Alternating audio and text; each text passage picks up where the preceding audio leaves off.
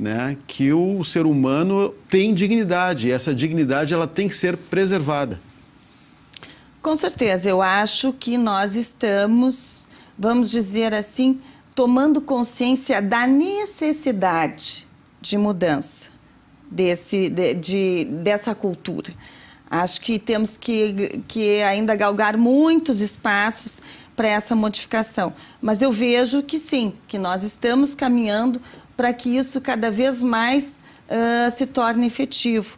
E vejo que não só daí numa atuação repressiva, mas também buscando a prevenção, né? Tanto com a implementação de mecanismos preventivos de fiscalização, como também, né, de ações que busquem a valorização, né, daqueles que cuidam, né, dos que estão, vamos dizer, sujeitos a serem vítimas. Por exemplo, o que se constatou, né, através que culminou nesse projeto de ações integradas de prevenção à tortura? Constatamos que esses sujeitos, né, desses agentes que praticam a tortura, eles estão em situação de vulnerabilidade à prática da tortura. Então, uma das formas de combate, de prevenir a tortura seria diminuir essa vulnerabilidade. E como que se faria isso, né? Daí se propôs vários objetivos específicos para buscar a modificação dessa realidade, seja com cursos, com vivências, acompanhamento psicológico, melhores condições. O comitê ele está promovendo cursos de capacitação ou cursos com essa temática dos direitos humanos? Pois é, o comitê, o que ele é? Ele é um movimento, é uma campanha. Ele diretamente não está. A proposta desse projeto é propor que se organizem várias ações que a gente vê, várias iniciativas de ações de prevenção à tortura, mas de forma organizada, para que seja otimizada essas ações e que não se percam, né, de forma fragmentada. Né? Por exemplo, uma instituição faz um trabalho assim que de repente está bem divorciado ou poderia ficar mais potencializado com a outra instituição. Claro. Então, dentro dessa campanha, fortalecer essas ações de forma integrada, buscando, através de ações objetivas, que depois eu posso mencionar algumas, modificar, né, a cultura como forma de prevenção. No início do programa a senhora falou em abordagem policial. Nesta área, há muitas denúncias de tortura pela abordagem policial? Sim, principalmente de travestis, né? Houve muito. Agora, inclusive, com o novo governo, vemos que está havendo, né, houve um setor da brigada que é justamente de direitos humanos para tratar melhor dessa questão, né, para diminuir o número. Mas veja, Marco Aurélio, que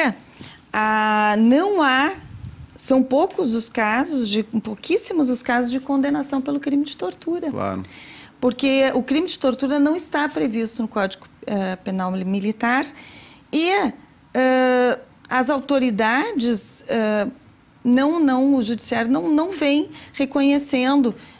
Geralmente, os fatos são havidos como abuso de autoridade, lesões corporais, mas a tortura em si, como um fato delituoso somente, não vem sendo reconhecida, claro, judicialmente. E como se muda a cultura de que direitos humanos são direitos de bandidos?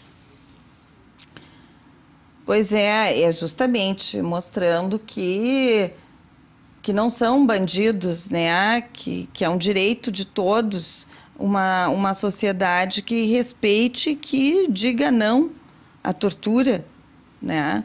É justamente essa mentalidade de que é direito de bandido que forma o bandido, né? Porque se ficarmos pensando que é assim, então o bandido é criado pela própria mentalidade. Claro. E a tortura ela não se restringe apenas a agressões físicas. Ela tem a questão da submissão, da humilhação, que deixam sequelas, digamos assim, psicológicas. Exatamente. A tortura, ela não é só a tortura física, mas também a tortura psicológica.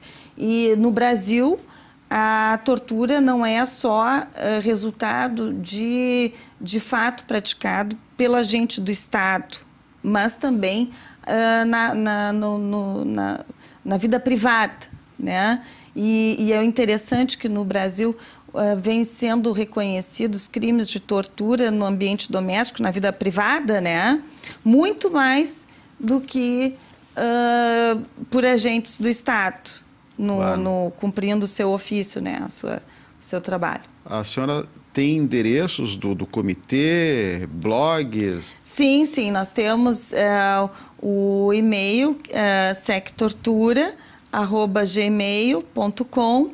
Temos também um blog, que foi uma grande conquista, que é nãoatorturars.wordpress.com. Certo. Uma outra questão, digamos assim, comissão ou subcomissão da ONU está vindo ao Brasil para verificar, fiscalizar presídios, hospitais. A comissão, o Comitê Interamericano vai estar aqui, né, no Brasil, setembro, acho que até do dia 19 ao dia 30 de setembro. Inicialmente, que eu tenho notícia, vai visitar a região sudeste, talvez outras regiões, não sei se virá aqui no central, ainda não se sabe. Certo. E depois, digamos assim, do regime da ditadura militar, acha que essa questão da tortura, ela amenizou um pouco, ou ainda esses fatos que a gente se depara no dia a dia ainda estão trazendo aquela, digamos assim, aquela questão mais forte da tortura que nós passamos? A tortura, ela acompanha, infelizmente, ela acompanha a história da humanidade, né? Ela já foi legalmente, né, reconhecida como uma das formas de pena, né, através dos suplícios, numa época da humanidade. Posteriormente, foi banida, né, depois veio através no regime militar, né, aqui no Brasil. Hoje ela é tida também como crime, mas ela existe ainda como atualmente, infelizmente, ela existe, né? Tanto a tortura, né, que eu havia mencionado nesses ambientes, né, no presídio, em locais de internação, nas abordagens policiais, mas também no ambiente doméstico, né? E tem que ser permanentemente combatida, né? E o que se vê justamente é que ela muda o perfil conforme muda a humanidade.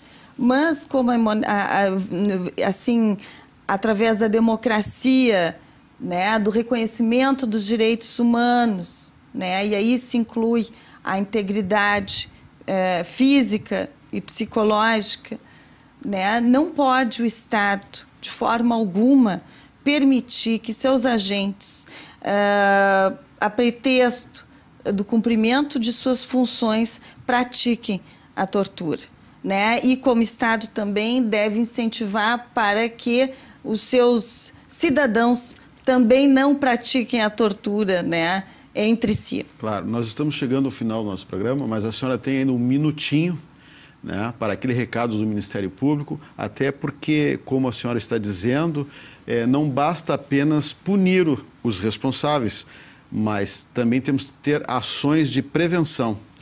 Exatamente. E a maior ação de prevenção sem dúvida nenhuma, é a modificação da cultura, de uma cultura que inclua e que respeite o ser humano, a sua dignidade, né? E nisso, conseguindo se mudar essa cultura, vai se conseguir efetivamente combater a tortura. Mas isso não é fácil, por isso é uma campanha que deve ser permanente, de forma uniforme, sempre debatida, e daí debatida não só entre o Estado, mas com a comunidade. Por isso que o comitê atualmente tem essa formatação, né, do Estado com a sociedade civil, e é assim que se busca, né, cada vez mais se combater a tortura, não só de forma repressiva, mas também preventiva.